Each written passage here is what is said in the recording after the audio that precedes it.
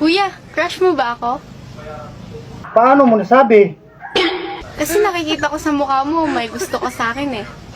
Hindi mo naman makikita yan sa sariling pangangatawan ng tao o sa pagmumukha ng tao.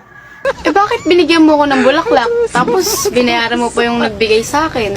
Walang bayad-bayad yun. Kaibigan ko yun. Tatanungin kita kuya, mahal mo ba ako? E paano mo naman ako tanungin? Eh kasi nga, sabi mo sa sulat na binigay mo sa akin, mahal mo ko. Ang gulo-gulo pa nga ng sulat mo eh. Mabilisan mo lang ba ginawa yun? Paano mo nasabing mabilisan? Nakatulog na nga ako sa sobrang tagal. Paano mo nasabing mabilisan? Uy kuya, aminin mo na kasi, may crush ka sa akin. Paano ko naman aminin yon? Inamin mo na nga sa kaibigan mo na may gusto ka sa akin eh. Tapos magsisinungaling ka sa akin. Nagsisinungaling ako dahil nasasaktan na ako. Kung